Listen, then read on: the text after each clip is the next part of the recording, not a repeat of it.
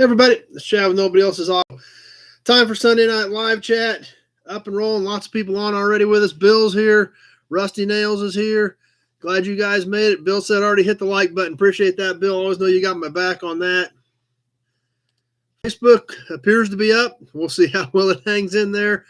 Facebook just has not been cooperating very well here lately. So as always, you can always jump on over to YouTube. We have not had near the feed issues with YouTube that we have had with Facebook as of lately. So anyway, give everybody a few seconds to get their notifications. We got a few more jumping on with us already. We'll give it a little bit and we'll go ahead and get rolling here shortly. Brandon's here. Glad you made it, Brandon. Rusty Nail says Merry Christmas to all. Glad you guys are all jumping on. A few people jumping on with Facebook, so we'll see if that's going to cooperate. Gail from Des Moines is on with us. Kevin from Houston's on YouTube. So we'll see if Facebook's going to work tonight. But anyway, got good crowd jumping on YouTube right out of the gate. So appreciate you all swinging back by. Jim from Virginia made it. Still surprised that you guys come back week after week, but we're having a lot of fun on here. It's turning into a great group. And but like I said, without you guys being here, it wouldn't be the group that we've got. So Carl in North Dakota, Joe's all on YouTube. Not really much coming in on Facebook, so hopefully it will continue to work, but I'll keep an eye on both formats. We're live on Facebook and YouTube, so as you see me glancing back and forth, I'm trying to keep up with both formats on comments. Cement Surfers here. Big job, made it. But anyway, been a crazy week for me. I know that. Lee from New York's on. Merry Christmas from Lee. Kenny's on. Jason from Oklahoma made it. Nick, any 75 Electra parts? I've got some miscellaneous 75 Electra pieces. I don't have any cars in stock right now.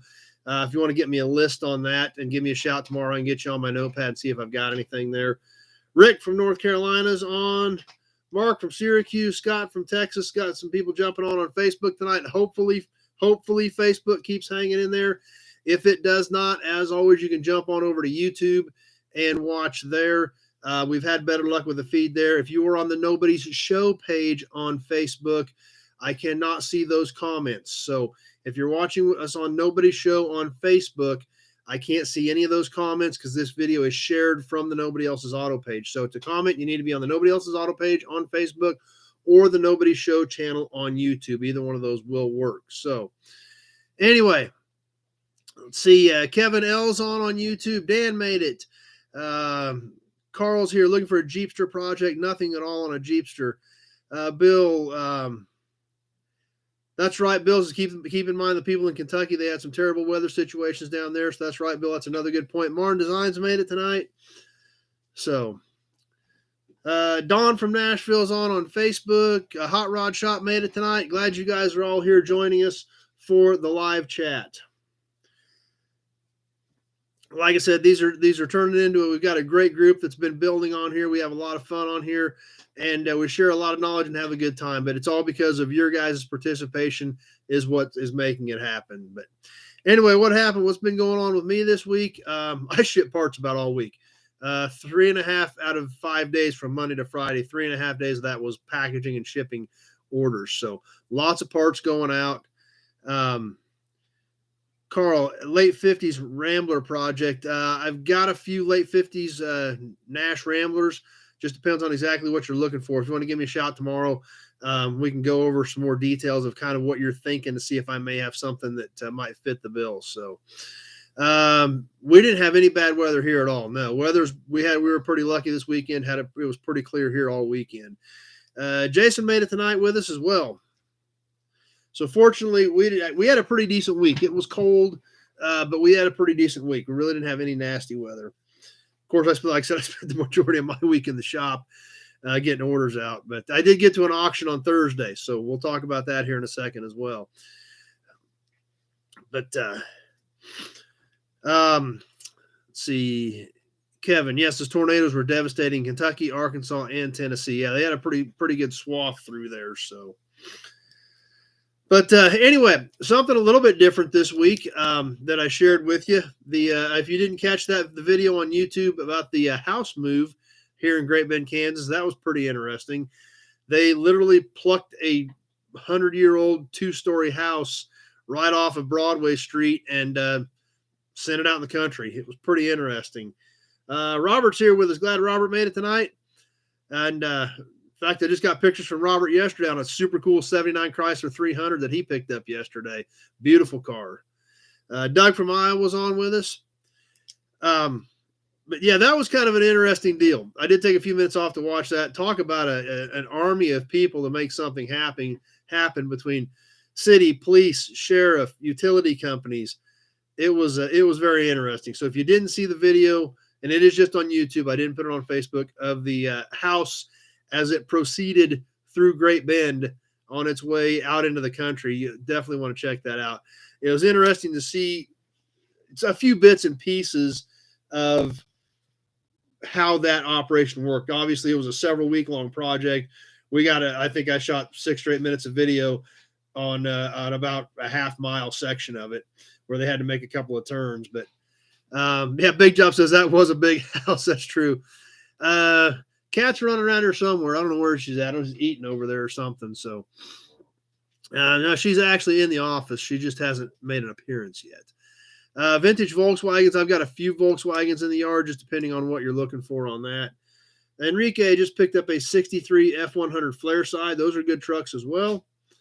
Doug from Iowa. I don't know if I caught you or not. I got comments popping up so quick on the 2 formats. I'm trying to keep up with them. I don't want to miss anybody. Occasionally I do. I apologize. I try to catch everything I can. Craig, any 52 Dodge grill parts? Nothing really at all other than I think I may have a panel left. The main panel, all the bars, no centers. I've sold everything I've had on that right now. 72 to 75 Volkswagens. I do have a little bit in that era. I've got 1 bay window bus and a few bugs in that era. Jerry from New Mexico's on with us. And that's right, Kevin. I don't know what it cost to move that house. They said it was cheaper to buy and move this one than to build a new one, but I don't see how. Number 1 made it tonight. Obviously, they had to get that house up, put it on beams, and it was a long, slow, tedious process, but it was pretty interesting. There was one section right where we started the video where they had to go around the railroad light arms, so it was pretty cool. They actually could crank the axles under the house manually. They had big, huge, looked like 8 or 10 foot levers under them, and they had somebody under there that literally cranking on them, turning those axles by hand to make that tight corner around those railroad lights.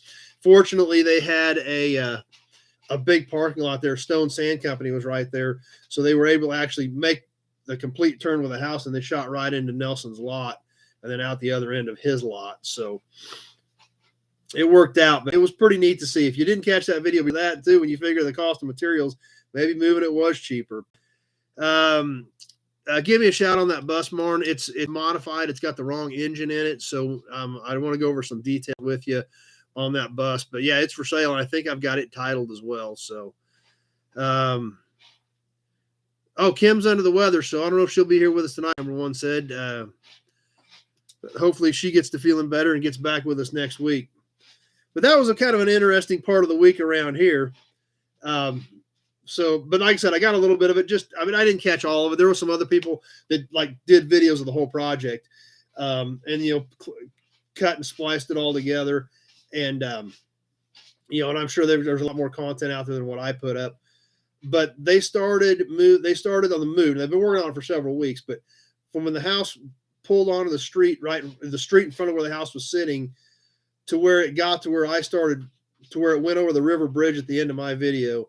That's probably 2 miles of 2.5 miles. I bet it wasn't even 3 miles of driving. They started at 7, and the end of my video when it went across the bridge was noon. So that was 5 hours.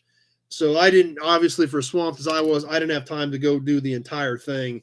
But I got a few clips that just to kind of get an idea of what that thing actually consisted of. It was pretty interesting. So check that out if you're curious. And it's the house was literally built in 1920 or 1921. So it was a 100-year-old 2-story house trucking down the highway. So anyway, what else is going on this week? Got a bunch of pictures from Old School. I don't know if Old School's on here with us or not. He sent me a bunch of pictures of his collection, including some oil cans, which he's got another one on the way from last week to add to his can collection. Lots of toys. So you guys got a ton of cool stuff too out there as well. So I did want to mention I did see that stuff. Did catch an auction this week. Did take Thursday off and go to an auction. I took it off. I mean, say I took it off, went to the shop work, and I was over at the auction looking for stuff to buy. But primarily what I got bought was just stuff for my own collection, or our own collection. Got some stuff we'll be checking out on Toy Tuesday. A fire chief pump plate. Another thermometer, new grape thermometer.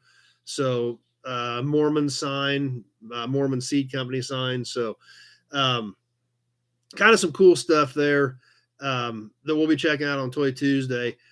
But that's right. Big Job says it probably felt like 8 hours for the driver. I'm sure it did, because like I said, long, slow, tedious process. But you're right, it probably felt like a lot longer than that. So Rick's on. He's got a Volkswagen in North Carolina on Facebook for sale, a 76 Beetle.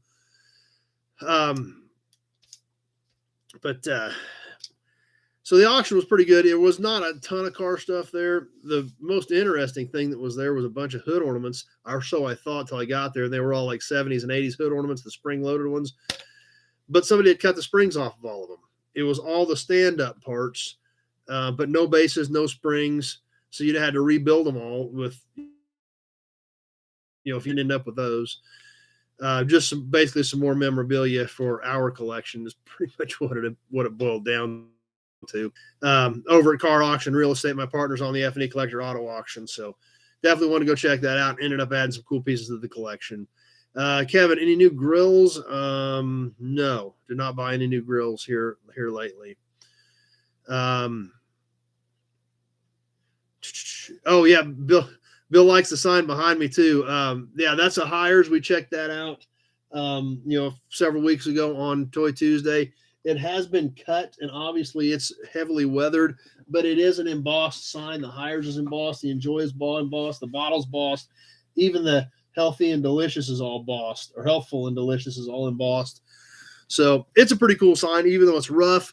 There again, sometimes the rough ones tell a little more of a story. So Drew, 64 to 66 Chevy and GMC truck parts. I've got a lot of 64 to 66 Chevy and GMC truck stuff. Cabs, I've got some fixable cabs, nothing that's super perfect. Like I said, best thing to do is get me a list and give me a shout tomorrow, and I can check and see what I've got on what you may need for that. So James, any Opel parts 68 to 75? No, nothing there. Facebook Rick, what's the original color of your 76 Bug? So we'll throw that up there, Rick, and we can say that announce that out for everybody on YouTube. And number one says that Hire Signs is trans tunnel. I think that Hire Sign is going to go on my wall, so don't really plan on getting rid of that one either. But which is there again, when it comes to signs, there's very few I get rid of. I do have a few that I'm thinking about selling, but very few.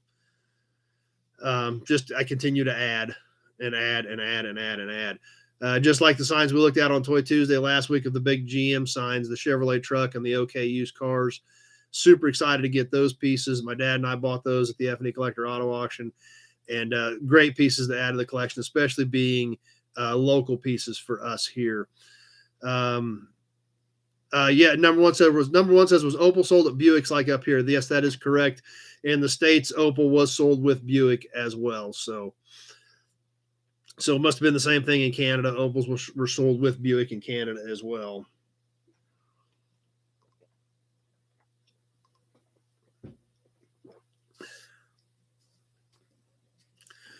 So stay tuned for Toy Tuesday. We'll be having some more stuff coming from the auction from last week. Some more cool pieces of memorabilia that I picked up. So, what else did I have in my notes to talk about? Once again, like I've started to mention before last week, Enrique, going to be looking for some 63 Ford flare side parts. I've got a few 61 to 66 Ford trucks. I'm not extremely heavy in them. I've got a handful of them, but I don't have a ton of them. So you get a list put together on that, let me know. Rick says that Bug is gold, or was originally gold, a gold car. But as we started talking about last week, we are in December. We are looking forward to 2022. And also, as always, looking for your guys' opinions as to where things go from here. Number one, the new European sports car for America, Opel at your Buick dealerships now. That's pretty much what it was. Yep.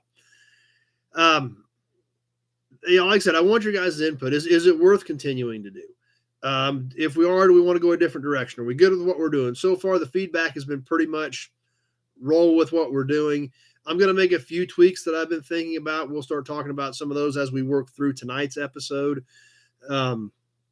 As to some things I want to start changing here and there, just some tweaks that are going to be a little bit different, still sticking with the same format, just changing up a little bit here and there as we go. Unless somebody else has other ideas, other interests, some other direction, try this, try that, we can absolutely look at that as well. So that's kind of what I'm weighing. I'm thinking about all the different segments, the intro segment like we're doing right now, where we talk about what's been going on, a little bit of industry news, maybe, how my week went, things like that.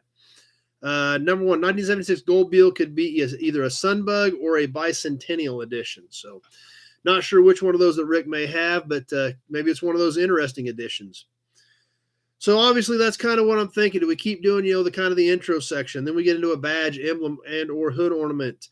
And then, of course, the magazines and the raffle and talking about new inventory, things like that. If everybody's cool with it, we'll keep working with that format. But as always, I welcome other comments, feedback, things like that. Gail, I like it when I get the notification, as I'm a little forgetful. So now we got our helper here. So there you see the tail. Yeah.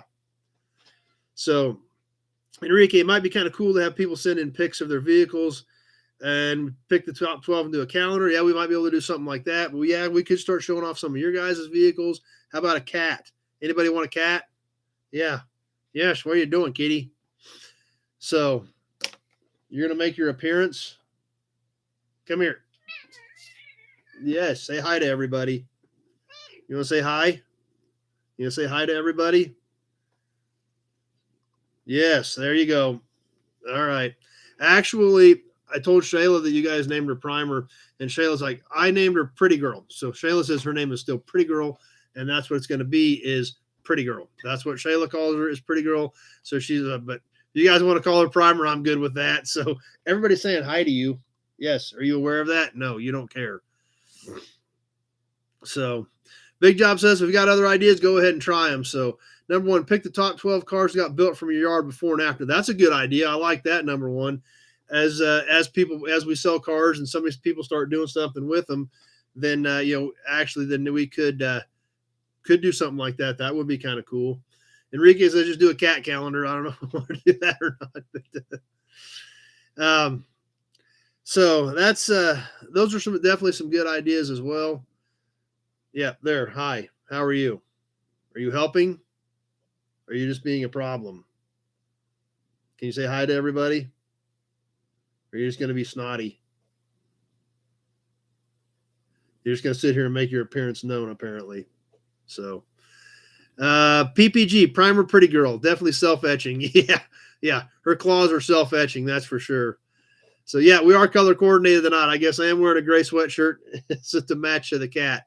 Yes, you see you? That's you right there. You see you? Just don't attack the computer because you think it's another cat. So Martin's down with the PPG. So yes, everybody's talking about you right now. Are you going to get out of the way, or are you just going to sit here and try to take over? She doesn't know. We're contemplating. So anyway, while she sits here and takes over the show, how about we get into a badge? Got a really cool badge tonight. Actually, a badge that we're going to use. Tumas is on with us again. Haven't seen Tumas on in a while. Glad you made it back tonight.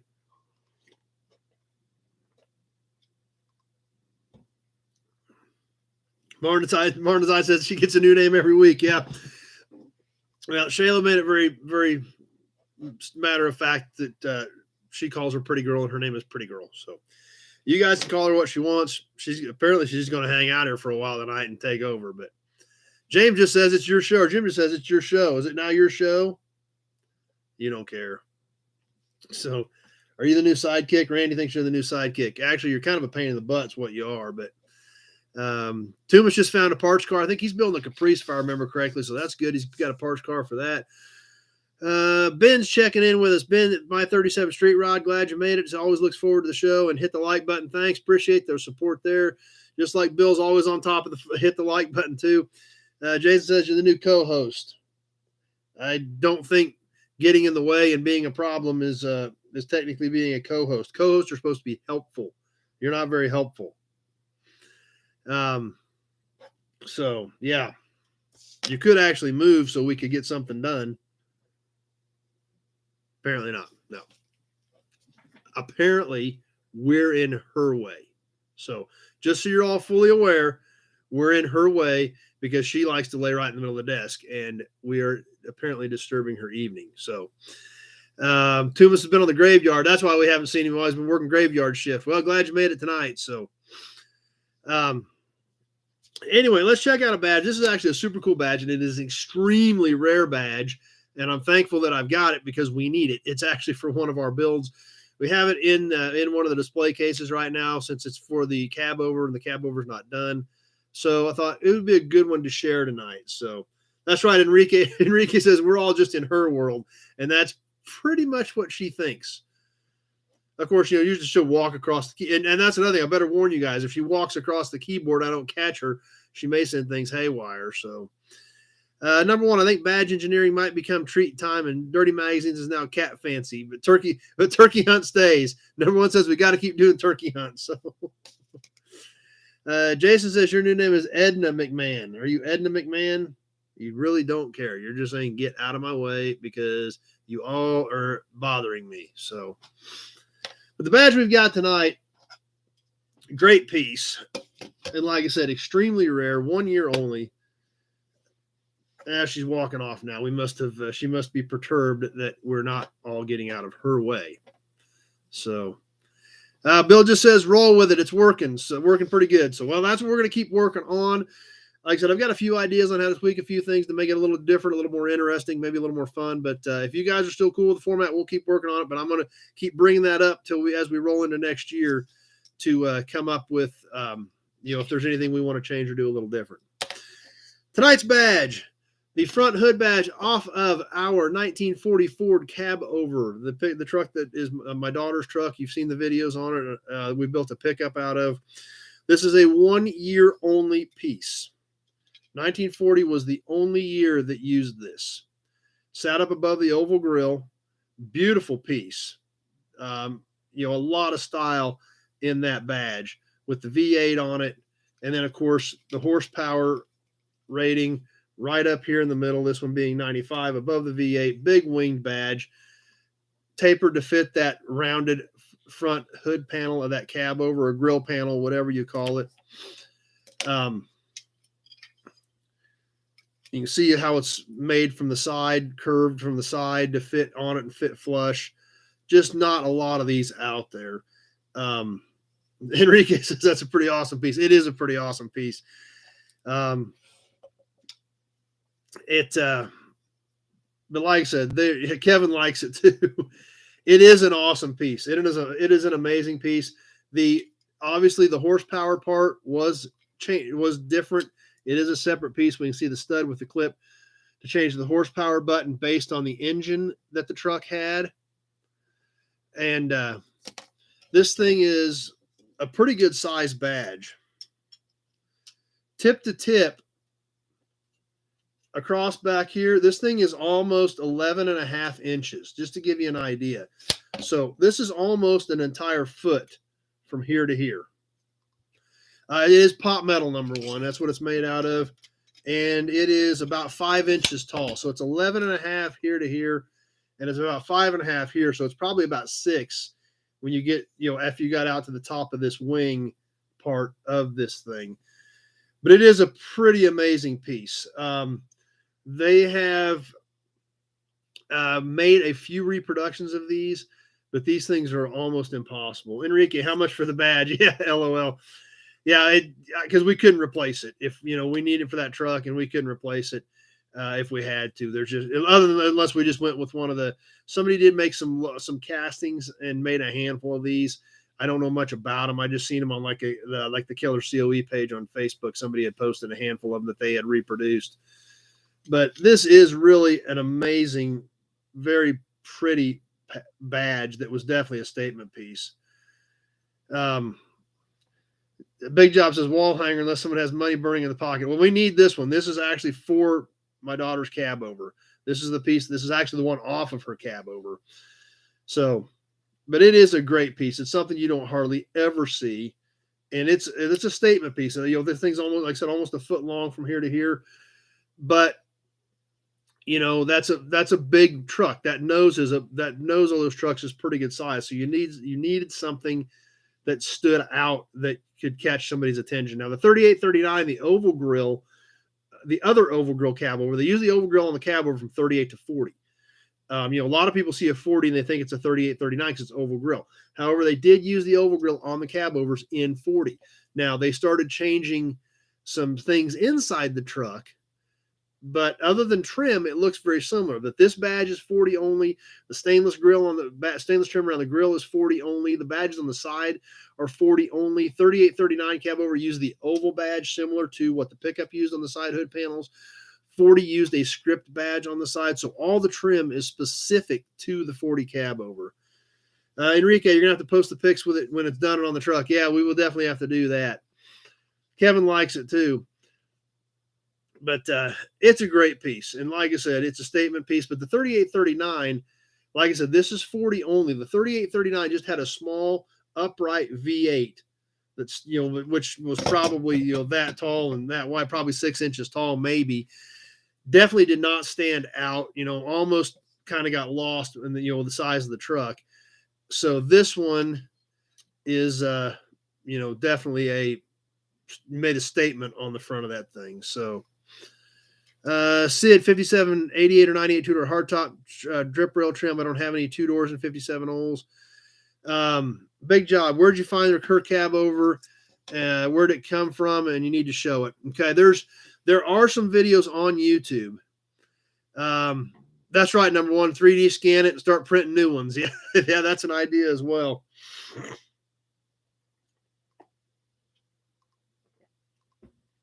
Her cab over actually came from Hayes, about 50 miles from here.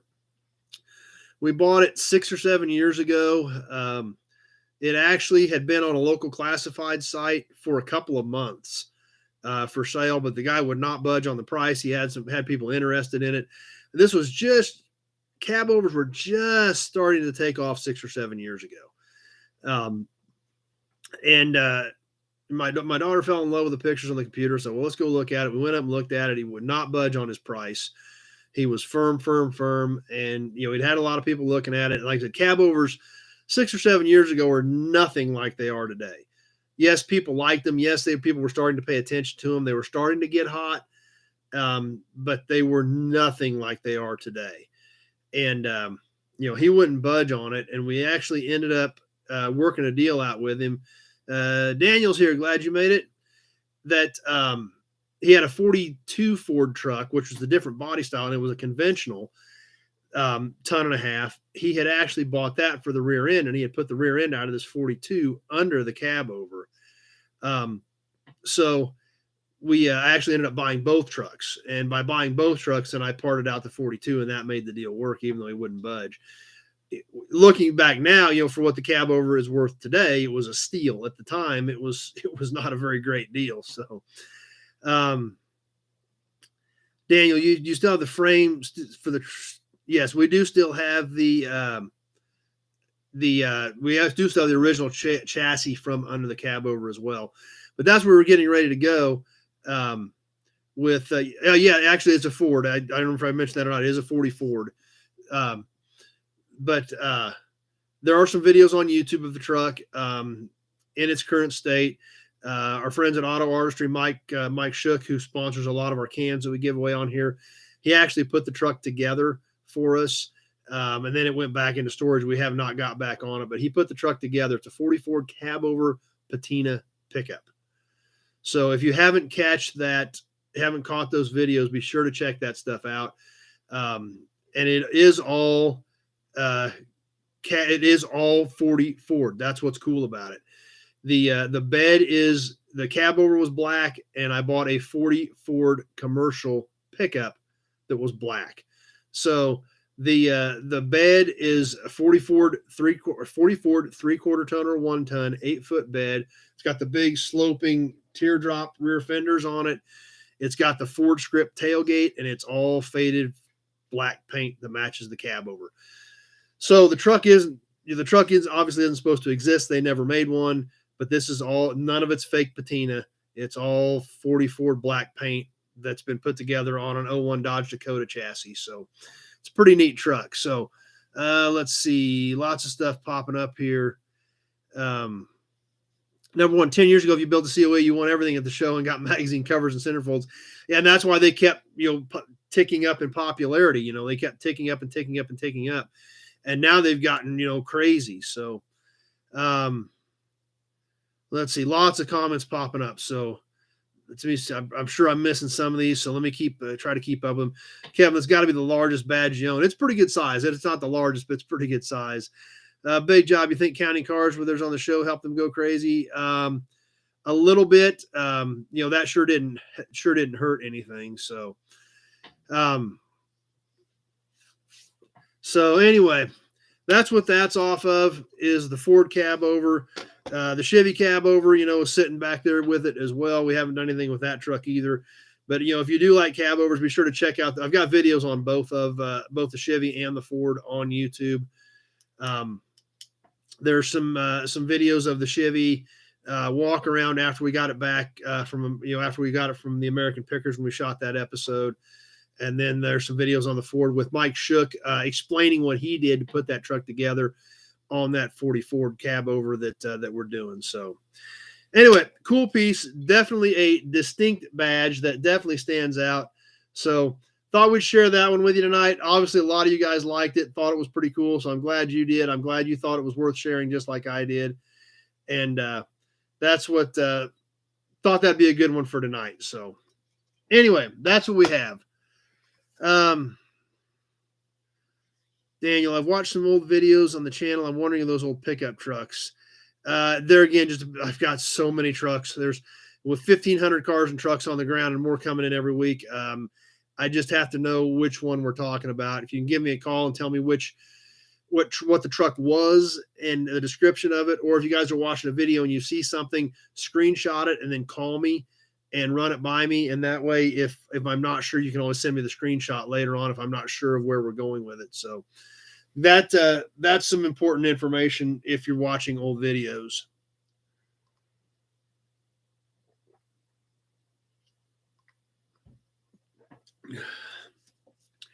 Anyway, if you're out there, let your friends know we're on. Throw a share out there on Facebook. Tell your friends to jump on with us. We still got a little ways to go tonight. If they like old cars, trucks, memorabilia, tell them to get on with us and join us and join into the fun. Old School made it tonight. Daniel, talking about the trucks, why cut them in half? Oh, the trucks that you see cut in half on the videos are not pickups. They were big 2 tons. The reason they're cut in half, several reasons. One, they're huge. They take up a ton of real estate to store them, which also makes them very difficult to move. The other thing is those trucks, those big 2-ton trucks with the huge rear ends and the big steel grain beds on them are extremely heavy. And I buy a lot of them from iron guys, so they cost several times more money to buy them complete. They're twice as hard to haul. The ones that are cut in half, I can haul them 2 at a time, which makes it very simple. But no, those aren't pickups. Those were 1.5 tons, 2 tons, 3 tons. Those were big trucks that are cut in half. And that's why they're cut in half.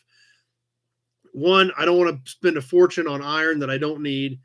Easier to haul and don't take up near the real estate to store. So I get the cabs, I get the sheet metal, I get the trim, I get the seats, I get the stuff that will fit pickups, I get the stuff, the parts that people need, and I don't have to have near the investment in it. They're way easier to move. They're way easier to store. So That's the whole point. So the stuff you see chopped in half, basically, where the frames were cut, that's why they were cut, because they were big, huge trucks. Let's see what else we got popping up. No, I don't save the back halves of any of them because it's all big, huge stuff. And there again, it would be so much to try to put one of those back together. And that's why I've cut them. They were cut in half to start with. Tumas, did you hear about the yard shutdown in Texas? Classic Ride Society was on last week and brought some of that stuff up. Old School got one today, an Imperial Products Marvelou can. So check his channel out for Marvelou. Be sure to check that video out with Old School on the new can he got today. But that answers your question on those trucks that are cut in half. That's why. They weren't pickups. They were big, huge trucks that were heavy, difficult to haul, and difficult to store. But who's ready to get into how about some magazines tonight? Trying to decide what we wanted to do on a magazine, so I was doing a little bit of looking around, checking some stuff out, and thought, you know what? We're giving magazines away. Let's check out some of the magazines we're giving away this month on the raffle. So what we're going to do throughout December, as we're getting ready to give away the magazines, is we'll check a couple of them out quickly. We've got so many of them in this pack. You know, there's 8 of them in the pack, plus the Hot Rod Guide to Engine Swaps, that we're going to skim a couple of them every week so you guys get an idea of what you might be winning. So Martin Designs. Anybody got a small block Chevy 350 intake and carb? There again, Martin, depends on what you're going to want on that as far as what somebody may or may not have, because there's thousands of different intakes and carbs for small block Chevys.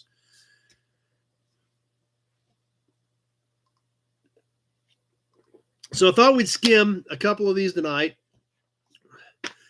If you're with us last week, these are all custom rodders from the early 60s. These are the little mini mags that, according to some of our viewers on here, that were hot rodders back in the 60s when they were in school. These all fit very nicely inside of textbooks and could easily go undetected throughout school during the day. So that's what they were also good for, apparently. But we're going to skim a few of these every week as we work up to the raffle. We're obviously not going to show everything in them. We're going to skim them. We're going to give everybody a little bit of taste of an idea of what the winner's going to get with this pack of custom rodders. So we'll start off with this one here with the Pink Mercury. This is a June of 1960. Now, these things are pretty much color on the front, and that's basically it. There's not really any color in any of these. So we'll start off by checking out this cover card that we do see is pink on the front cover of this issue of Custom Rodder. Candy-coated and pearl-fogged Merc. There are lots of good paint jobs, but no one can deny that Bill Pringles is one of the best. Has some great pictures of the Merc on the cover, from a lot better different angles, gets a lot better idea of what that car really looked like. Number 1, speaking of intakes, any Crossfire injection intakes with full EFI system? I've actually got one vehicle that is Crossfire. My Corvette is Crossfire. And I'm not looking forward to getting that thing out. Whenever I try to get that thing back out, because it hasn't been started in over 20 years. So that's going to be a pain. I know that. It's the only thing I've got with Crossfire. I've got a bunch of extra Crossfire parts that I'm probably going to need for that thing. But that's the only thing I've got with Crossfire. Next thing we're going to check out in this issue. And there again, this is talking about newer cars. This is a 1960 issue. And it's talking about customizing the Dart. Now, this is essentially how to customize a new car. They're again talking about all the different things. This is customizing essentially a new car, tips, things like that, what to do with it. Daniel, so if someone wanted a complete C70 Chevy truck, and the bottle, but you guys want the other half. I'm not sure on that, Daniel, but I've got a lot of big trucks. Not all of them have been cut in half. I've got a whole section just for big 1.5-ton and 2-ton trucks that do still have frames under them. But there again, they have to be completely over in their own section because they're so big. They take up a lot of room. So, number 1, what is pearl fogged? I don't know. Let's flip back and see if it tells us real quick what pearl fogged is. and it doesn't really get into it. I would assume it's just where they got the pearl. I don't know if it was some sort of a very early clear coat type thing or what. I'm not sure what they were going with. Scott says he was 3 months old when this one hit the stand. So next thing we're going to check out in this issue, the Flaming Deuce. Very old school, super cool hot rod. 32 Ford with a 55 Chrysler Hemi in it, and a 39 Ford transmission. Very typical 60s era hot rod, but they're, again, super cool. Definitely worth making this issue of the magazine. Daniel, do you have any other Chevy Silverados, 99 to 2019? I've got a little bit, but not much. I don't mess with much of that newer stuff, so very little. So Jim says his driver's training car was one of the 60 darts. So like I said, tons of cool stuff in these. We're going to kind of flip fairly quickly because we're going to try to catch a bunch of them.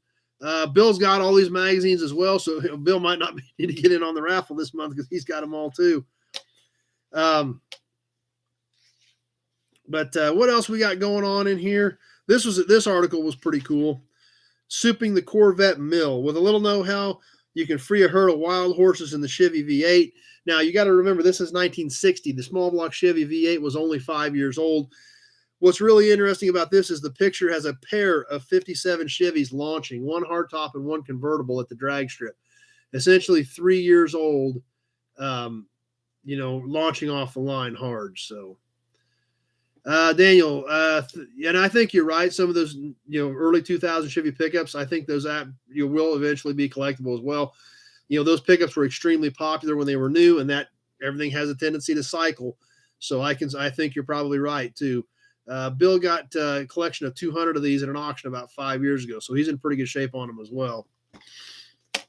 But as far as souping up the Corvette mill, it actually had some pictures in it, got into some details, carburation, cams, shows several different multiple carburation setups, dual quads, 3 deuces, 6 deuces, some pretty cool intake setups for the small block Chevy.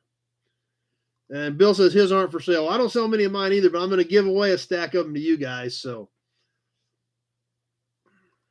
that was kind of a neat article. And one other article we're going to catch in here, and this was great with a lot of good pictures. And like I said, we're going to go through these fairly quickly because we're going to do 2 of them and work through them and give everybody a taste of what somebody's going to win.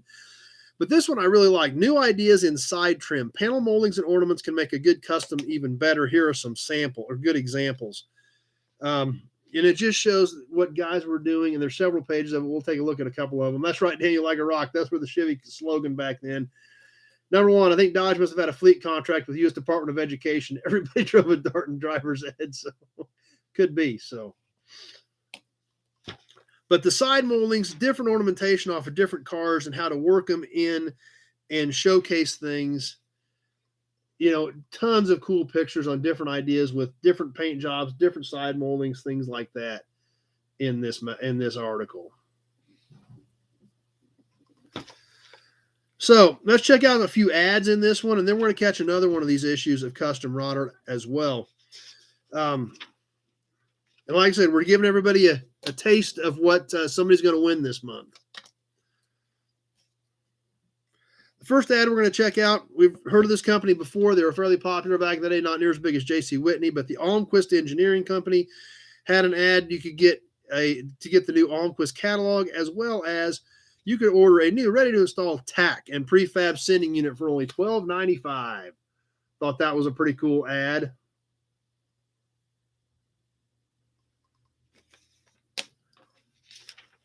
And then, of course, you flip the page, and we have our mandatory J.C. Whitney 2-page ad. As always, were they highlighting this month? The accessory grill kit for the 1960 Corvair was one thing they were highlighting. Fuzzy mirror muffs to go around your rear view mirror. Exhaust cutouts, 59 caddy type bullet stop and tail and stop lights. Now, that's kind of interesting. The reason this is interesting to me is we look right here. We see this ad for 59 caddy taillights. Now, we all know that 59 caddy taillights have been used on everything over the past 60 years. They're extremely common. Great addition to customs. Things were a year old. These were parts off a brand new car. That was what people wanted. They were using on their customs. So when you put it into perspective, it's pretty interesting. Daniel, here's a joke. Electric cars have no soul. Otherwise, the 1965 has a big soul. Let's see. Robert says, Barris was famous for using unusual things. That's right, for trim and grills. Absolutely.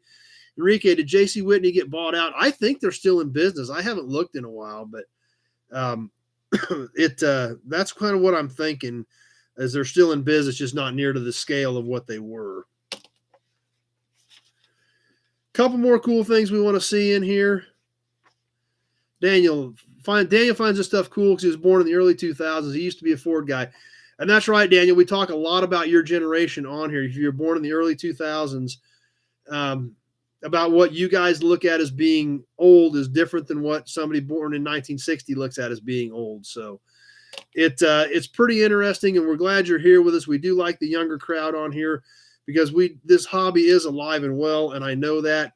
But we also need to be aware that your generation is different and does look at things differently, and looks at what they like for vehicles is different than what a lot of other people are going to think. So taillights, were they plastic or glass lenses? I'm sure they were plastic. I don't know if it says in here or not, but the stock ones were plastic, so I'm sure that they were plastic as well.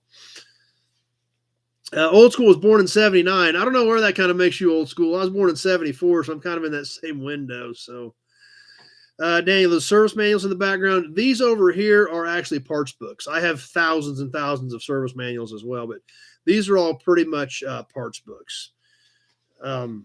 That's what I keep in the office because this is where I do a lot of my work. So, eBay, Craigslist, and then of course Facebook and YouTube. So I keep parts books in here. I've got a bunch of shop manuals for my cars over on a shelf on the other side of the office, and some over on that desk as well. But a couple more things we'll check in this issue before we jump to another one. Brandon, born in 74 as well. Bill says, everybody into the raffle and hit the like button. Thanks, Bill. Appreciate your support. I know you've always got me on that. Jason, would love to be able to do things the way the old timers did it. Yeah, it's a different world, that's for sure. Daniel saying the government's trying to kill it all, and Old School says, "Don't worry, we're all anti-government here." So, yeah, I don't think the EPA quite gets it most times. But another interesting ad in here, and we got to turn the magazine sideways to check it out, and it's not even a car ad, but it's still pretty cool because you can fear no man. You can learn karate and self-defense. So we're going to turn the magazine and check out the Learn Karate ad. And what you could do is you signed up, you sent full payment of $2.98 for your own copy of Bruce Tegner's Karate in a plain wrapper. So they probably sent it in a plain wrapper so nobody knew you were learning karate. So pretty secretive deal. Thought that was pretty funny and something kind of different. And the last thing we're going to look at here real quick before we jump to the other issue I've got laid out for tonight, jump up a couple of years. If you want to subscribe to Custom Rodder, Car Speed and Style, or just cars, here was your subscription form. Cars was $3.50 a year. Car Speed and Style was $2.50. Custom Rodder was $2.50. There was your little order blank and samples of the magazine of what you could subscribe to for the time. So I thought that was kind of cool as well. Bill, cannot resist Newell stock magazines at auctions or yard sales. Yeah, they're great. Good job. Old School, it's like it's like that here too. So, so that was pretty cool. Robert says, when Nader dies, I'm throwing a party. So we're all going to Robert's at that point. So,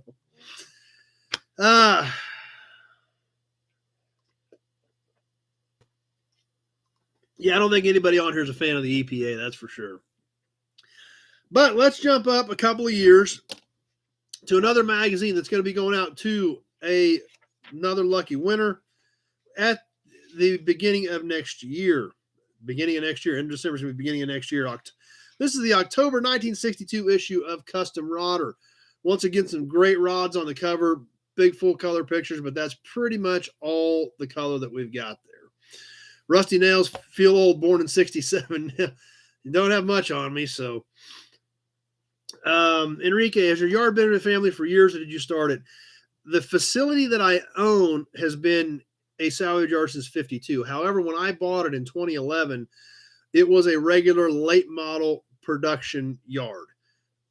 There were not hardly any cars in there. There were a couple, and I did buy them. I think there were 4 of them that I bought, but there were not hardly any vehicles in that yard over 20 years old. Everything in there was late model. They smashed everything in there in 2011, and I bought the dirt and the buildings. Now, as far as being in my family, now my dad had 200 or 300 cars that he sold parts off of, dealing primarily in Buick and Pontiac for years. And we did videos on a lot of that stuff too, as we cleaned his stuff out. And we moved all, he dropped his dealer's license. There was no point in keeping 2 dealer's licenses. So he dropped his, we moved the cars that he had left. He sold a bunch of stuff off. We moved all those to my yard. We finished that project up about 1.5 years ago. Shoot, I bet almost 2 years ago now, come to think of it. There are videos on the stuff that we moved from Dad's. So be sure if you're interested, go check that out on YouTube. So kind of a combination. My dad had a bunch of cars. We did move to my yard, but my actual facility was a late model production yard, new stuff in and out on the wire, regular searches every day. Before I bought it, and they leveled the property. They smashed everything in there, other than I think 4 cars that I bought from them. So that's kind of in a nutshell the story of what I've got there. Now the stuff on the north side of me, if you've been following along on YouTube, the yard of cars on the north side of my property that I just got bought, I bought that intact. But basically I've built all this since 2011. So Martin Designs, born in 88, and his car's a 48. Let's see, Daniel, yesterday I got my 6 brochures, 2 GMC brochures, 2 Chevy truck brochures, and Pontiac on eBay. Why do people say it's a waste of money? Well, I know there are options. Yeah, it's true. You learn a lot from that original literature. Let's see. Kevin was born in 66. What did I do with the dirt? Or am I a secret farmer? No, I'm not a farmer. I just put more cars back on it. I've hauled a ton of dirt in to level a lot of low spots off, but it's all just leveling out more yard to get more usable room to where I had low spots where water would sit real bad when I bought it. Jason, born in 77, has a 52 Plymouth and a 73 Dodge D250. Grant's on straight 6 fan. Yeah, it's been 10 years. As crazy as it's been 10 years since I did that. Started YouTube 2.5 years ago now, I think. So it's bonkers. 1970 Chevy, needing a 54 GMC truck, horn button, and ashtray. I know I don't have an ashtray, and I'm not sure. No, 54 had its own horn button. I don't have anything there either. Let's see. Oh, Daniel got a Cadillac brochure as well with that stuff he just got in. Big job. Had a lefty. Oh, I had a lefty threatening him yesterday on Facebook. So let's see. Brett, how much for whole trucks, 61 to 72? There again, that's a million different questions. I've got, I've sold project trucks for $5,000. I've sold project trucks for $25,000. So there's just that big of a spread on what projects are worth. So that's why, when I post something on Facebook, people say, put price. What do you want to price on? Do you need a door handle off that vehicle? Do you want the whole vehicle? I have no idea. There's no way to, that's why you tell everybody you got to call me. So I know what you're looking for, what you want, things like that. So I have some idea whether I've even got anything that fits that bill, and then what you're trying to build and exactly what you need, because there are so many different things. And that's what a lot of people don't even realize either. I've got the 4x8 Chevy truck showroom poster, big 4x8, big, heavy, thick cardboard poster that hung in the showroom.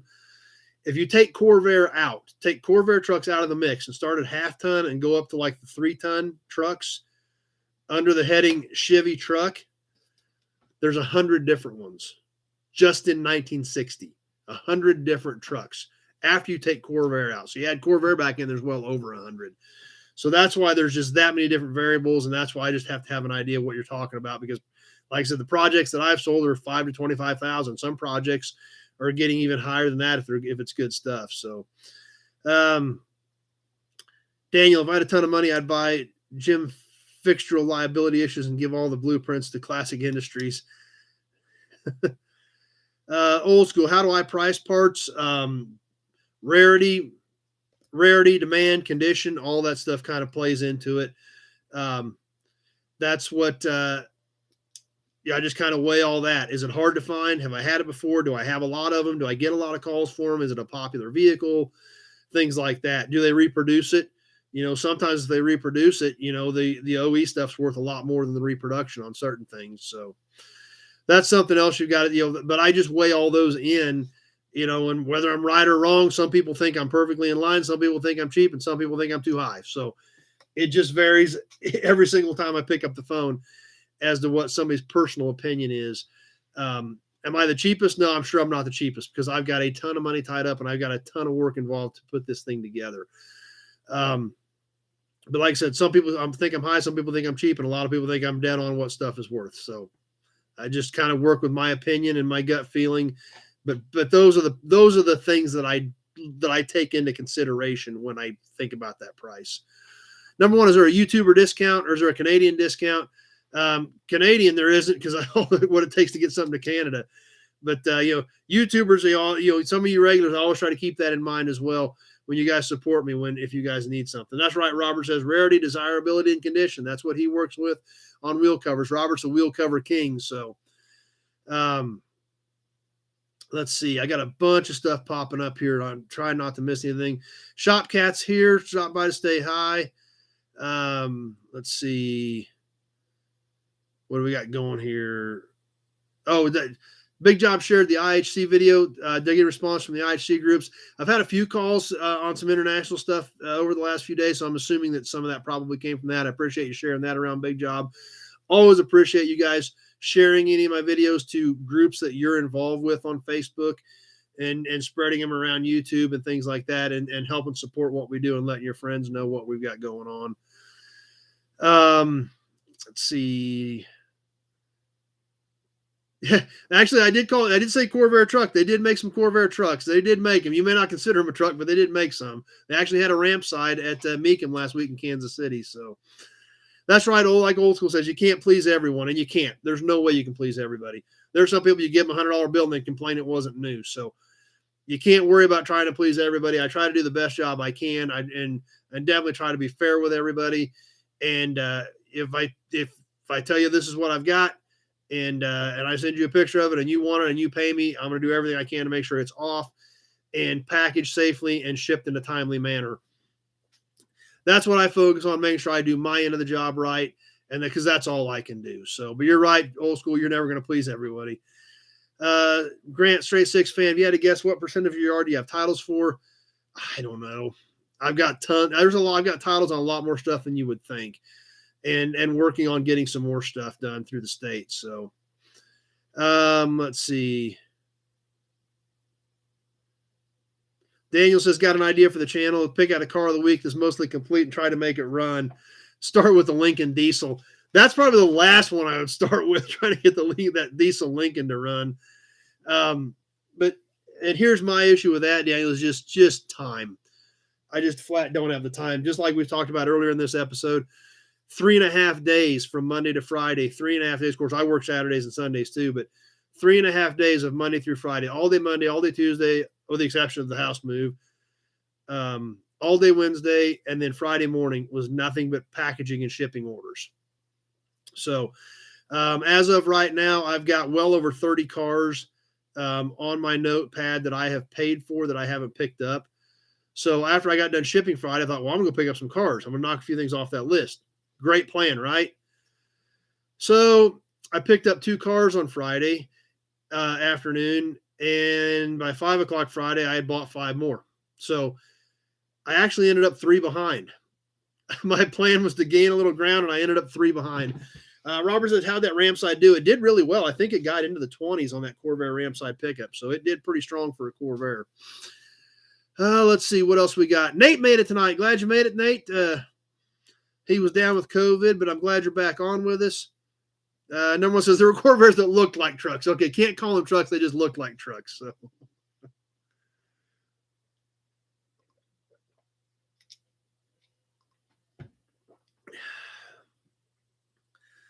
Let's see. Old school, can't work 7 days a week. I do pretty much. I pretty much work 7 days a week. unless I'm physically out of town, like when we're at Meekum or something, I'm physically nowhere around here. That's about the only time that that I'm not doing something. So, see, yeah, that's that 223 truck head. I didn't have anything on that. Mr. Sicko made it tonight. Big jobs here. Just seen one on Facebook. So yeah, that's lots of stuff happening. But anyway, we still got to catch this other magazine real quick. Let's get into that. Since we kind of burned through the first one, like I said, I'm going to give you guys some samplings of what this giveaway is going to be. We're going to look at magazines anyway. We just will give you guys some samples of what we're going to check out. Let's see. Daniel, what's going to be the hardest part of restoring early 2000s vehicle in the future? Is it computer systems or sheet metal or parts in general? I think it's going to be computers and electronics. I think there's going to be a huge market for people who know how to rebuild, reprogram, and deal with the computers and electronics on some of this stuff. I think that's going to be a big part of it. Sheet metal is going to be sheet metal. Some of that, sheet metal can be repaired typically as long as the structure isn't gone, things like that. So that's kind of what I see happening there. I think it's going to be, some of the electronics. Now, the thing about the electronics is it's been a lot better. And if vehicles are stored right, that stuff does hold up a lot better. But I think that's going to be a challenge. So, but anyway, let's get into this October of 62 issue of Custom Rodder real quick. Let's check out a couple of articles in here. And then we're going to put these back in the stack to give away to somebody here at the end of the month. Let's see, Daniel, if GM had a stupid recall on plastic jack stands, his hands in their Chevy Blazer, that's something else you think about on, recalls. It can be weird stuff that that the government forces them to do recalls on. Number one, Jeep ZJ is the next collectible. That's true. I think anything Jeep is going to be good. Jeeps, are probably more popular now than they've ever been. They just keep coming and getting more and more and more and more popular all the time. I think Jeeps are always going to be hot. But like I said, a little bit of tech in these. Tech for the day. I call it tech. Dual coil ignition versus mags for ignition systems. Just like we talked about how to hop up the small block Chevy in the last one. Distributors versus magnetos in this one. This one has some upholstery stuff in it. Has some breakdown stuff on the distributor versus the magneto. So they did get into some technical stuff in these issues of Custom Rodder. Another cool article, just like we looked at with the trim, hood scoop treatments. And not only was it hood scoops, but it was, roof with, it showed roof treatments, hood scoops, all kinds of different ideas for different treatments on ways to customize your vehicle. And this is another one, lots of cool pictures, even some wild stuff. I don't know how well you guys can see this. Some of these wild headlight treatments, things like that. Really cool stuff. Number one, guys are building TJs into time attack racers with coilovers on all four corners. And then the hood scoop article goes into the technical side of it, as well as far as how to create, design, and mold a special custom scoop in by letting it in. So that's what's great. I mean, it talks about different custom treatments, even gives you some tech on it. So, like I said, great magazines. They really are. Blue Toros is what this little roadster was called. Starts right over here. I'm going to show you that right now. Then we're going to flip the page and get some better shots of the Blue Toros, so we can see it's what's really cool here. That's a Oldsmobile power plant with a J2 setup on it, with the 3 Deuces. So super cool, just super cool shots back in time.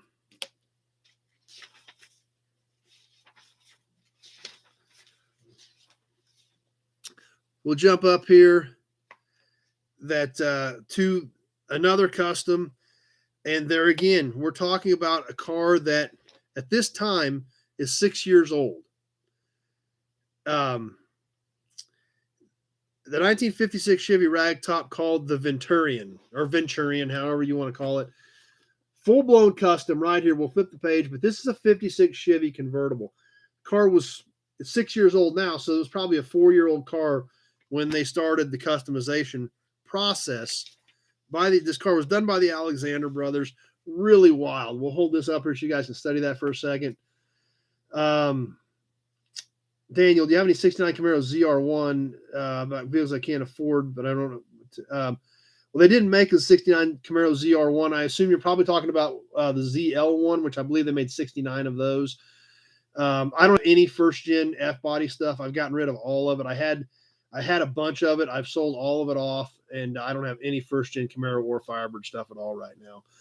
But lots of cool pictures of the Venturion here. And it's kind of funny to look back. So that was a 6-year-old car at the time that had been turned into a full-blown custom. Speaking of Corvairs, how about the little bouncer? This D-Chrome 60 Corvair was lowered 5 inches, custom upholstery. Let's check out the little bouncer while we're talking about Corvairs. Once again, this is a 2-year-old car, fully customized to the point where they put it in a custom car magazine.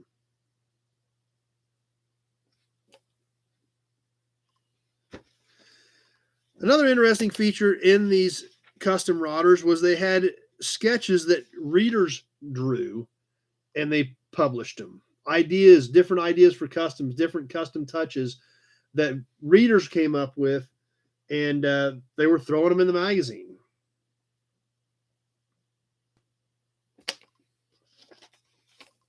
Two more things I want to touch on in here, then we'll catch a few ads. And if you look right here, looks like a pretty neat hot rod. Actually, it's an article on modeling, on building model hot rods. So, number one, Carson top on the Corvair. I don't think it was. We'll flip back. Daniel, show the old ads too. We're going to get to the ads next, Daniel. We do the articles, then we do the ads, then we do classifieds. But these do not have classifieds in them. So let's flip back to the Corvair. I think the Corvair seemed like it had the original convertible type top on it, but let's check and see if it's a Carson type top or stock. Actually, it looks like this car is actually a 2-door post.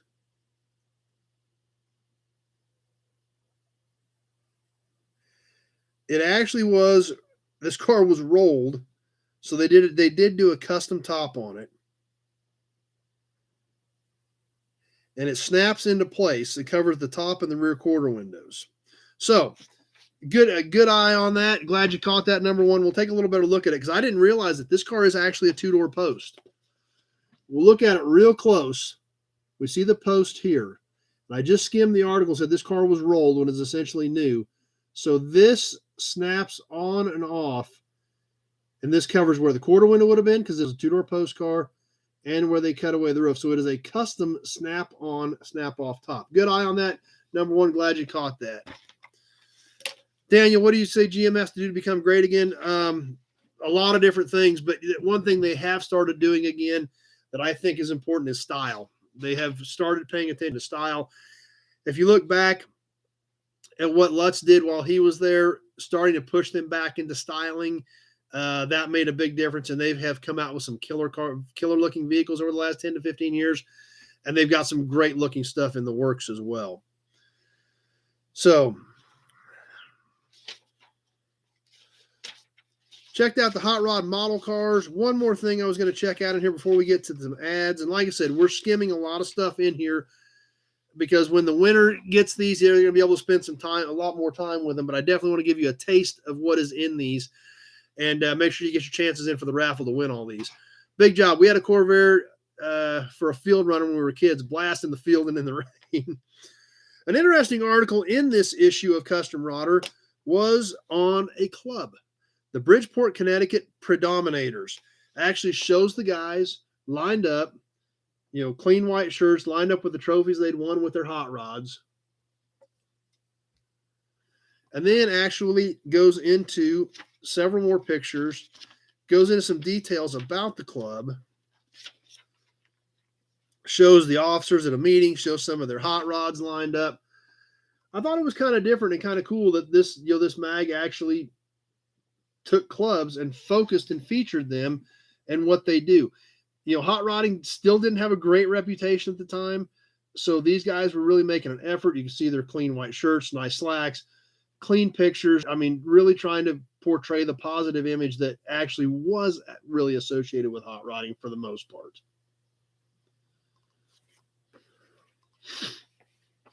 So anyway, let's catch some of these ads as well and check out what they had available in this issue in 62. Remember, we bumped up a couple of years from the last one.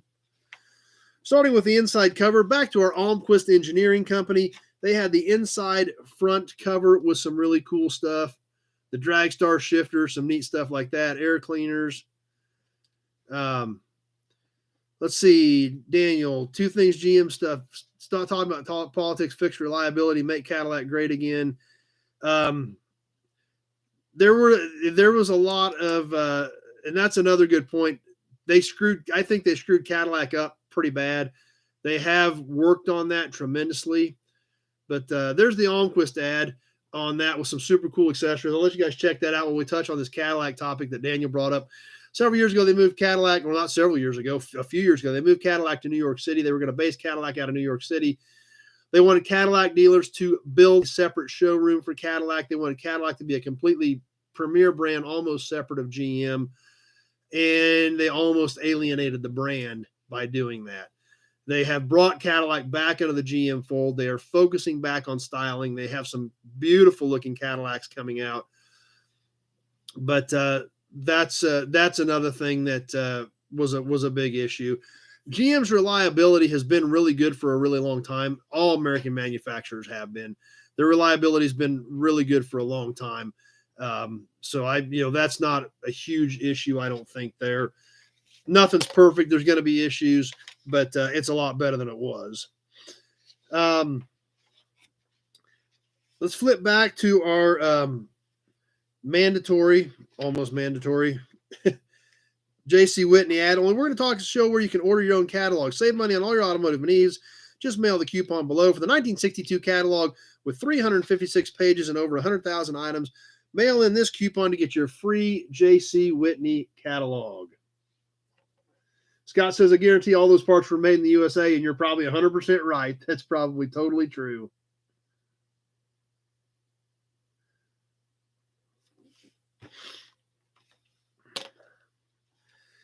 And let's see. Let's flip back to the actual J.C. Whitney ad in this one, because obviously back then they had them in all of these hot rod magazines. What were they highlighting this month? Porta walls. You get your white rubber sidewalls. Get your own porta walls. Wind up sports car key to stick on the back of your car. Shaggy rear deck mat. Let's check some of this cool stuff out. Right over here, we got the ad for the porta walls, where you made your instant red black wall tires instantly white walls. Get a big keyed way to stick on the back of your car. Jump over here. Let's check out the shaggy rear deck mat. Put that up in your back window. Fuzzies to go around your inside car rear view mirror.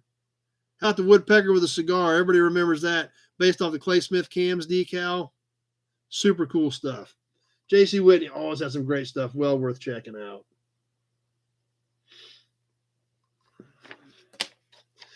Let's catch a couple more of these. Custom-made taillight lenses by the craftsmen of Lee Plastics. This ad features 55, 56, and 57 Chevrolet custom taillight lenses. Plastic. Now, one of these really two of these are obvious. 55 Chevy, 56 Chevy. This one threw me for a second. It took me a minute. You basically remove the whole bottom pod almost to put that custom 57 Chevy lens in. We look real close over here. We can kind of see the quarter panel of a 57 Chevy. But definitely a different taillight. I've never seen anything like that. But custom taillight lenses, thought that was pretty cool as well. And we'll catch one more for the Autorama Guild. Charter membership closed. Regular membership now open to join the Custom Car Autorama Guild. plus a full 1-year subscription to Custom Rodder magazine. So, you know, the premier membership was already closed. You can be a regular member now, but part of the Autorama Guild. So I thought that was pretty cool. So number one got a split. Glad you made it. Stopped by for a while. Daniel, fun fact, in 2004, Chevy Silverado brochure, Canadian, by the way. I wanted to get the U.S. one, but actually got the Canadian one. So, yeah, that happens too sometimes. But I thought the Autorama Guild, to be a member of that was a pretty neat ad too, the way they advertised that. So,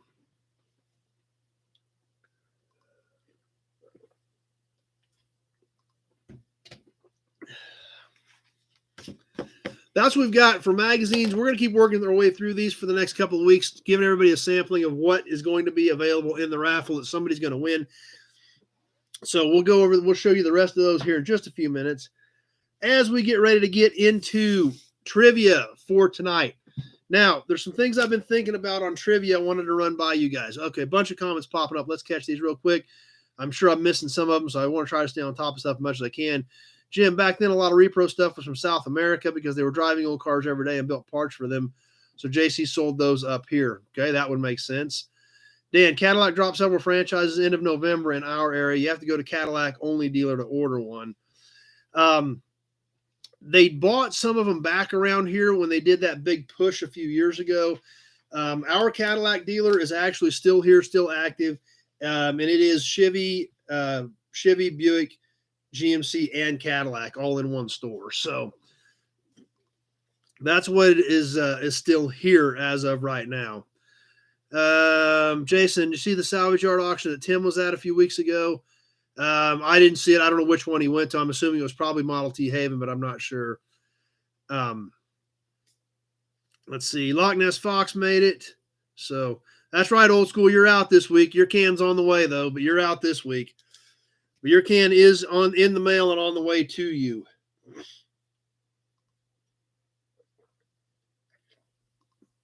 But what I'm thinking about doing for trivia, because what's been happening is if it's kind of a tricky one, everybody's just going back and starting to go through videos. And sometimes we're taking several minutes as people are going through videos trying to find it. But I'm thinking about timing it. 30 seconds, 45 seconds to where everybody's going to have to watch the video, watch the videos, and I'll stick with it. I'll stick with videos from the prior week like we've been doing, but I'm thinking about timing it, and some weeks we may not get a winner. I don't know. We'll just have to see how it happens, but I want to make it a little more challenging than just going back and watching the other videos until you kind of try to find it. Big Job, what kind of truck was pulling the house? I don't remember, actually. I'd have to go back and look. I mean, it was a full-blown semi, but I don't remember which brand it was. I should have looked. I just was trying to pay attention. So that's right. Old school says it's tough to remember videos. That's why I want to make it a little bit more challenging than just going back and just watching through stuff until somebody comes up with the answer. So that's one of the changes I'm thinking about. Not going to do that tonight. Just another idea I'm throwing out there to make it a little bit more challenging. For everybody to pay a little closer attention. Brandon said he thinks it was a KW, so that could be. But like I said, I don't remember for sure. I'd have to go back and check myself. So I probably could tell you. I could probably look at the picture here real quick, and I bet we could get there. But let's see. I don't have all the pictures I got are of the house. I don't have any good pictures of the truck. So we'll see. That's something else I'm thinking about to try to make trivia a little bit more challenging. And have every Big Job says KW, he wins. Well, that wasn't the question. So, but we'll make it a little. And I actually did think about using something out of the house video for tonight, but I thought, well, for the most part, Rusty Nail says it was white. Yeah, I do remember that much. It was white. I think it was Unruh House Moving was the company that did it. So, and I thought about using something out of that video, but somebody may say, well, I didn't watch it because it wasn't a car video, so I didn't pay any attention. So I stuck with the car video for tonight's trivia. But timing trivia is one thing I am thinking about doing just to make it a little bit more challenging for everybody, so to speak, and make it a little more interesting. That you got to be paying attention, or you got to really be on your game if you're just planning on going back and looking them up once the question is read. So. Dan says it's even tougher to text faster. So that's one of the changes I am thinking about. We'll see how it works. We'll see what you guys think, but just trying to change things up a little bit, make it a little different, make it a little more interesting. Old school, what if no one gets the answer? Then we'll just carry the prize over to the next week and give it away the following week. So, yeah, if we did go to timed and we didn't have a winner in that time frame, then we would we just carry the prize over and give it away the following week. So that's what we would end up doing on that. Speaking of prizes, what are we going to give away tonight? We're going to give away another oil can and kind of a and I like this stuff. It's kind of corny. A lot of people probably don't like it, but I do like it because some of this stuff is so generic that it's almost cool because it's that generic. Daniel, did you ever have a big customer that did a big order, like 30 vehicles? Nah, nothing, never anything that big. A couple years ago, I shipped 4 of them to Poland. We had 4 trucks go to Poland on one order a couple years ago. So that's, you get into that, and that's a lot of logistics, even doing 4 of them. So, nothing big like 20 or 30 vehicles or anything like that. But, for the most part, I sell way more parts than I do vehicles. But, getting 4 ready to go to Poland because they bought a bunch of parts as well with those trucks. So getting that load ready was a challenge in itself, just getting 4 of them ready. Plus, 4 of them ready, plus all the parts that they wanted to go over with them that all obviously had to be loaded in the trucks, having all the paperwork ready for customs. So that was a pretty big project, just getting 4 ready. But another generic can tonight, and I love these. I think we gave one of these away a while back, but it's been quite a while. ATF. We're going to give away a round cardboard ATF can, and that's exactly what it is. ATF. That's it. Red and black can, automatic transmission fluid. That's what you got. Top says Dextron, GM equivalent. This can does have some flaking to the color on it. It is a cardboard can, but like I said, I don't have a problem with cardboard cans because these things actually will collapse on their own just if they're not stored correctly. The steel ones do hold up if they are, protected. So this is one we're going to give away tonight. Let's see.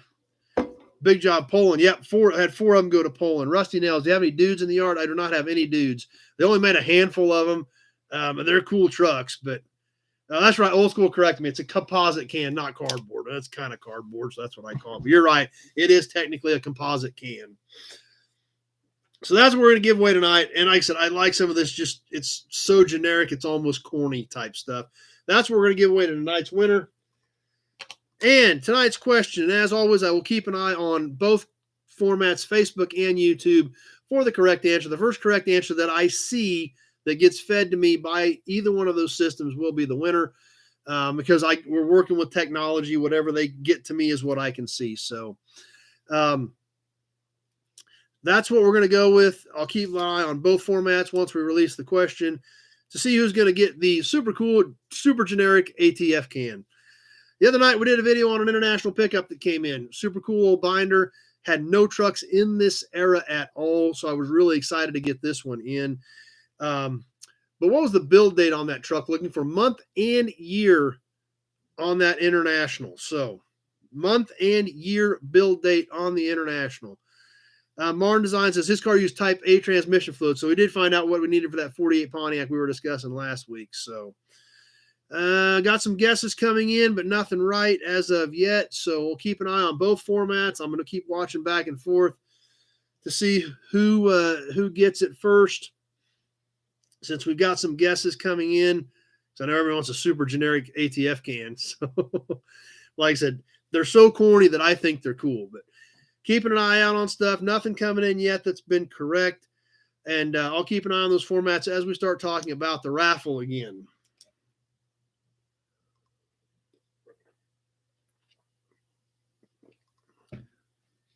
Now, like we touched on earlier with the magazines, that's what we're going to be giving away this month, this whole stack of custom rodder from the early 60s. Still don't have the correct answer as of yet. So keep an eye on both formats as we're ticking along here. Nobody has it yet, so big stack of custom rodders going out to the winner this month. There's the whole stack of them. 8 issues of custom rodder plus Hot Rod's basic engine swapping tips. Also a small mag, a mini mag like these other ones. Nothing yet. Everybody's close, but nothing yet. So I'm still watching for the winner. Month and year. There we go. Jason got it. It was a December of 69 truck. And Nate came right in after that with November, but it was a December 69. We hit about half the months in 69 and 70 before Jason came through with January of 69 on that. So Big Jump says I tried to sell it for me and he didn't even remember. So, but yeah, Jason got it. Jason's our winner tonight of the super generic ATF can. So thanks for playing, everybody. As always, it's fun. I hope you guys enjoy it as well. And like I said, we're going to try to mix it up a little bit. That's just an idea I had. If you guys hate it, tell me. If you guys like it, tell me. If you got a different idea, tell me. And we'll sure talk about it. So, but this month's raffle, all these super cool issues of Custom Rodder. Starting with the two issues we just looked at, one from 1960, one from 1962. All of these issues are going to fall within this window. I started with one of the earlier ones and one of the later ones tonight. So these are all going to fall from 60 to 62. So we've got those two. We've got these two. These are all used originals. They're going to have a little wear to the cover, but there's just, as we saw tonight, so much super cool stuff in these magazines. Daniel, early 2000s pickups rusted out a lot. Yeah, they did. We are starting to see a lot of rust, even in my area on the early 2000s pickups. You know, I know they're way worse north of here. If I'm seeing rust in them here now, there's a ton of rust north of here. Two more issues of Custom Rodder going to be going out to this month's winner on the raffle. The winner's going to get this entire pack and the final two. These are all 1960 to 62 issues of Custom Rodder. So that's the raffle for this month. Neat stuff. Obviously, as we just saw by a sampling of two of them, there's a ton of cool stuff in here. That whole pack is going to be going out to the winner, as well as the Hot Rod Magazine Basic Engine Swapping Guide, which covers a lot of different things. Planning an engine swap, typical engine swap problems, instant engine installation in a hot rod chassis, engine transmission, adapter, and motor mount kits. So some really cool, super cool stuff in here.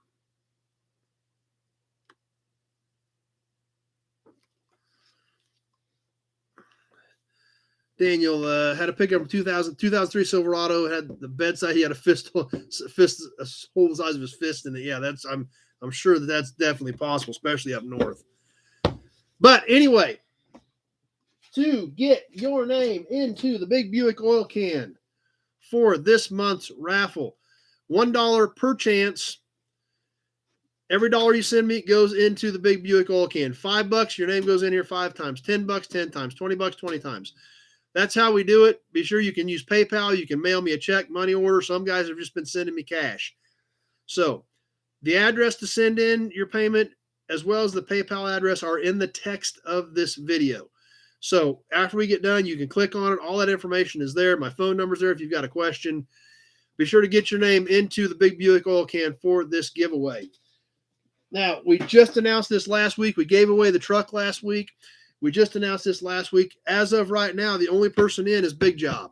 Big Job is in right now for the Big Pack O magazine. So everybody be sure to get your raffle chances bought. We've still got a couple of weeks. I was looking at the calendar. I think we'll give these away January 2nd. January 2nd falls on a Sunday, so I think we'll give them away then and announce the new raffle at that point. Now, on Toy Tuesday the other night, we did talk about when we looked at some pedal cars. Some of you guys wanted to raffle off that one pedal car that I was going to sell, which I'm totally cool with. If you guys want to do that, then we can absolutely do that, except for the shipping situation. We've got enough guys participating in this. It's covering my cost, but what it's going to cost to ship that pedal car, I don't think it'll do it. So if you guys still want to do the pedal car, and there again, something else to let me know if you guys are cool with doing the pedal car, I will get a box for it, and I will get an approximate shipping price for the pedal car prior to the raffle so that we can all think about it and decide if that's what we want to do the raffle on. So Jason says, who won the truck? Actually, my dad won the truck. My dad plays along with us. He buys his chances just like everybody else does. And he won the truck, and BW's Garage was the runner-up for the little weight rating license plate. So Big Job says so much for his Christmas present. Scott, what's the oldest car or truck in your inventory? I've got a little bit of stuff in the late teens, early 20s, but very little. So realistically, probably 20s. I would say, I've got some stuff in the 20s.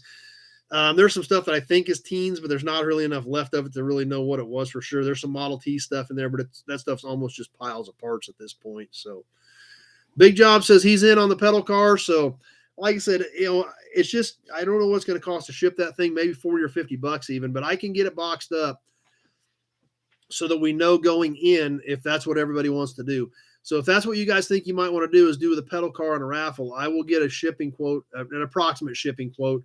Whoever wins it, I'll get something, I'll run it like going to the East Coast. So we're kind of worst case scenario. And then we can do an actual, whoever the winner is, we can get the actual shipping quote on it. So something else to think about on that, if you guys are cool with that. Jason says he's in on the pedal car too. So maybe the pedal car is what we do. We're going to think about that and talk about it a little bit more as we go along. We've got a few more weeks to think about it before we make a final decision. So, but anyway, get in on the magazines this month. We got some other cool pieces. I bought a box of smalls at the auction the other day. Some little service station pamphlets and stuff. We made, that may be one of the second runner-up prizes this month. We'll check some of that stuff out on the Coming Up Toy Tuesdays. So, Big Job. What's my buddy going to do with the yard that's closed? I don't really know. At this point, it's there. He's happy with it being there, and he'll sit there and sell me a few parts, or sell some other guys that he knows a few parts, and he's happy. So I don't know what's going to happen with it long term. William, what's the best time to call me about parts? 8 in the morning till about 8 at night. If you call me between 8 and 8 Central Time, if I don't answer, it's because I'm just on the phone with somebody else. So just leave me a quick message and I'll call you back. If you don't leave me a message, I don't know who you are. So, but 8 to 8 Central Time is about the best time. If you call me anytime other than that, I assume you want to pay double. I don't know. So that's about the best time. So let's see. Daniel says 2005 LBZ with 5,000 miles on it. And I don't know what the LBZ is. I think that's some sort of Chevy, but I'm not sure on that one, on that comment there. Nate, was the yellow one available in different paint schemes or was it repainted? That car was available in multiple different schemes. The one that we looked at the other night has been repainted, but a lot of those bodies were available in multiple different schemes. But yeah, this one definitely has been repainted. Roger says Merry Christmas. But anyway, kind of got off track talking about pedal cars there. So that's definitely a possibility. I've got no problem. I was thinking about selling that one anyway, so we can absolutely raffle it off. We'll figure out what shipping is going to be, and we'll kick that around for the next couple of weeks. We've still got a few weeks to go before we're going to give the magazines away, so we got time to think about it. But like I said, be sure to get in on these. As of right now, Old School is the only one in, so he's going to get it if nobody else wants to jump in on this whole stack of custom Rodder magazines from the early 60s. Anyway, what else is going on that Daniel says everybody gets triggered if you say Merry Christmas. Well, I say Merry Christmas. Everybody on here says Merry Christmas, so that's what we'll go with. What came in this week? 1969 Buick Skylark Custom. Not Old School. No, I think Old School. These had Big Job on them. He didn't say they were for you, so I think those were his. So, Nate, don't know much about them. Just thought it was cool to swap me in a few years ago, and they are cool. I love pedal cars as well. So, Big Job. Did I have my lawyer look into the Church of Iron and Oil, or maybe nobody's church? No, we haven't got that far yet, but I still like the idea because I don't like paying property tax. So.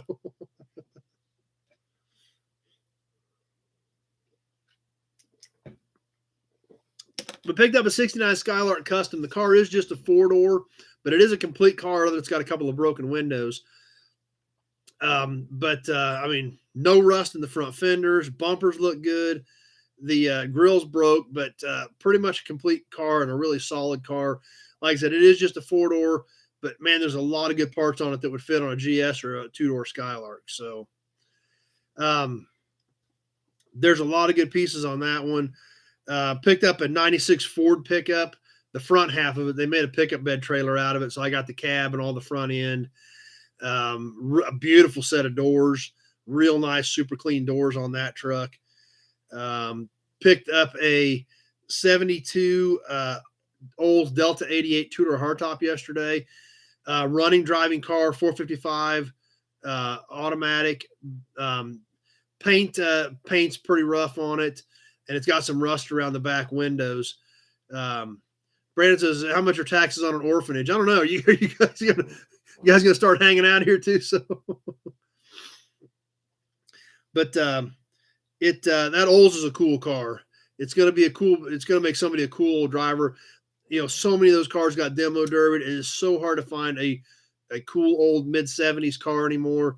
And this one's pretty slick. It's not slick because the paint's bad on it, but runs and drives, 455. Motor sounds good. It's got straight pipes on it, so it's a little noisy, but, you know, motor itself sounds fine. It's going to make somebody definitely a super cool builder. It's going to be a great project because you just don't see those cars anymore, especially 2-door hardtops. So it was a neat piece that came in this weekend, as well as another one I've never owned. I picked this up Friday, and I've never had one of these. I've got a little bit of learning to do on them. 1957 Chevy 3/4 ton Napco. I've never had a Napco truck before. Pretty excited about this one. It is not complete. The front differential is missing the ring gear out of it. Somebody pulled the front cover off, took the ring gear out of it. The axles and everything are still there. The lockout hubs are still there. Truck still rolls, steers fine and everything.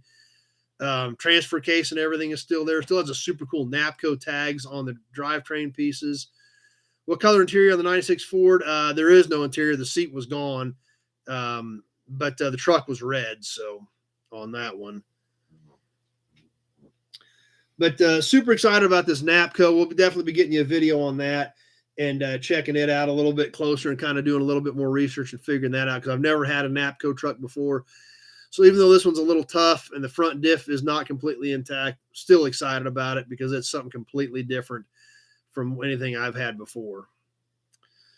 So, like I said, plus I bought a lot more. So we'll be getting you some videos put together on some of that stuff and still trying to drag some more of this stuff in that keeps popping up. What's coming up next week on videos? I think I've still got a few more from my buddy's yard that we'll be throwing up there. I hope you guys are enjoying those. Like I said, it's just, you never know what's going to be on the next one there because of the way things are sitting in that place. The Auto Bianchi, I've been promising the video on the Auto Bianchi. I've about got it ready to go. The problem with doing the video on the Auto Bianchi and even doing the text part of the video on the Auto Bianchi was I know nothing about them.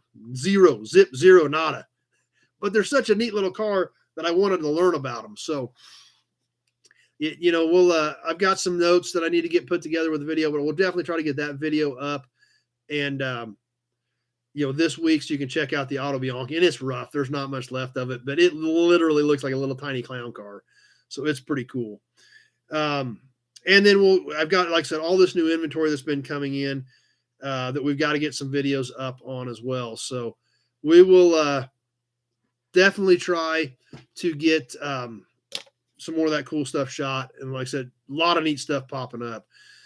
Daniel, if you had $6 billion all the time in the world, would you restart autos in the yard? There's still a lot of them that wouldn't be worth messing with. But, there's a lot of stuff out there that is complete and intact, and I'm sure it would run. But it just, time is just a huge factor in my schedule. So, but that's what's coming up for videos this week. Like I said, some super cool stuff come in this week. I am hoping to pick some cars. Old school, lots of clowns driving cars these days. Yeah. I'm hoping to get a bunch more stuff picked up this week. I got to start knocking this list down. There's obviously now I'm probably somewhere in the mid 30s as far as vehicles that I own that I've physically written checks for that I don't have. I got my clipboard right back here. All these cars on here, a couple pages worth that are all bought and paid for that have to get picked up.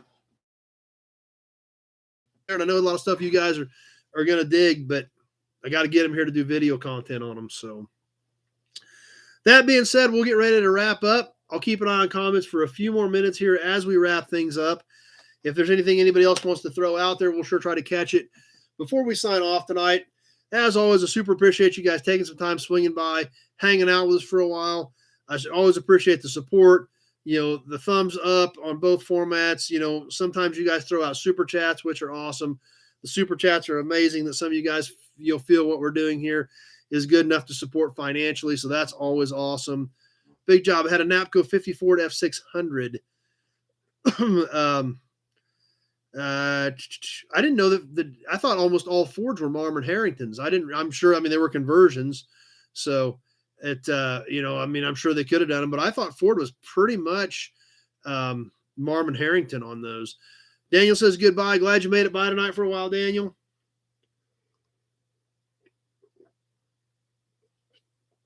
And I had a 51 Ford F600, but it was a Marmon Harrington. So old school. Any Suzuki Samurais? Nope, don't have any Suzuki Samurais at all. A lot of those, and we're right on a river here, literally right on a river. Great Bend is named after the Great Bend in the Arkansas River. So there's a lot of Samurais around here. They've all been turned into river runners. So Jason says he wish he lived closer to come out and help out sometimes. So, but as always, I always appreciate your guys' support. Lots of cool videos coming up. Like I said, we've got some news. That's right. That's good. That's what I was thinking. Big job is Marmon Harrington. And then what we're talking about, if you're not familiar with NAPCOs or Marmon Harringtons, those were four-wheel drive conversions back in the 50s before four-wheel drive was a factory option for Ford or Chevrolet or anybody else. So, but Ford and Chevy, those were the conversions that Ford and Chevy used for four-wheel drive trucks. But anyway, Toy Tuesday, we'll be on live 7 o'clock Tuesday evening, checking out some more cool stuff that I picked up at the auction at Car Auction and Real Estate last week.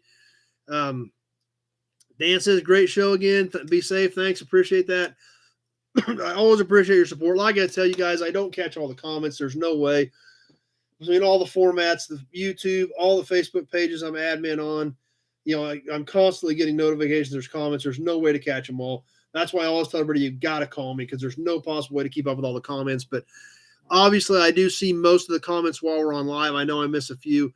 But I do feel your support while we're here, while we're on live, and I see the numbers that you guys are on here and hanging out, and it's amazing that you do.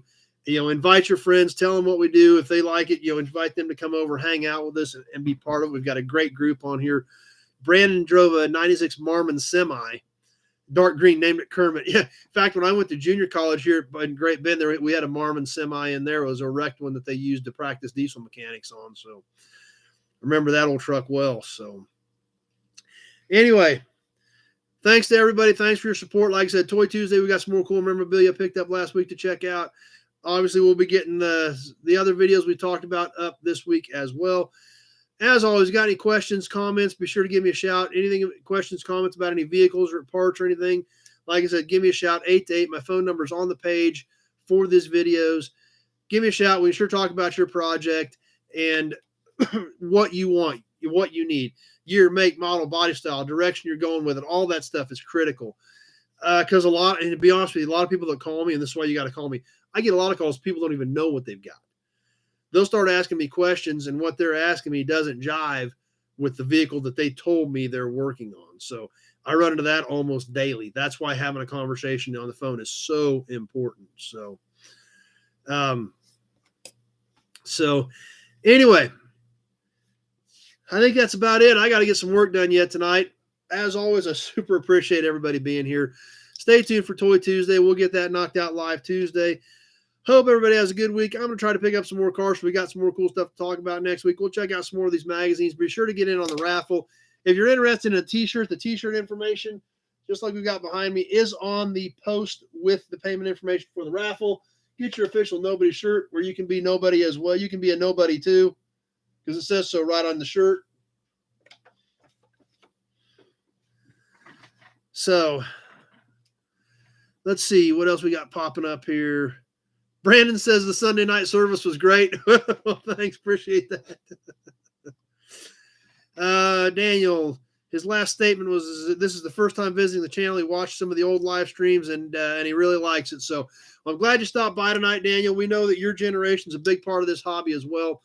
And I preach on that a lot to make sure a lot of these guys are aware that the vehicles that you like and you think are old and you think are cool is not the same as what other people think they may be. So I understand your generation likes newer stuff. 80s and 90s is old, and that's an important part of this hobby. This hobby is alive and well, and it's this younger generation like you that is coming in that are going to continue this thing going on. And that's why we talk about it on here a lot, because all of the guys that have been in this hobby for a long time, longer than some of this younger generation has been around, needs to be aware that this hobby is alive and well, and we need to support and welcome this next generation in. So anyway, glad you found us. Glad you made it. And be sure to stop back by next week. And like Brandon just said, invite your friends and let's get some more of this younger generation on here with us. We've got a wealth of knowledge on here every Sunday night. There's a lot of times I get questions that I don't know, but a lot of you guys do. That's what makes it great. A lot of you guys can comment with the right answer, even if I don't have it. It's that wealth of knowledge. It's these years and years of knowledge that help all of us, but we can sure help this next generation out as well. So thanks for watching tonight, everybody. Appreciate you swinging by. Stay tuned. We'll see you live Tuesday night for Toy Tuesday, and hope to see you all back here next Sunday night, 7 o'clock Central Time for Sunday Night Live Chat. Thanks for watching, everybody.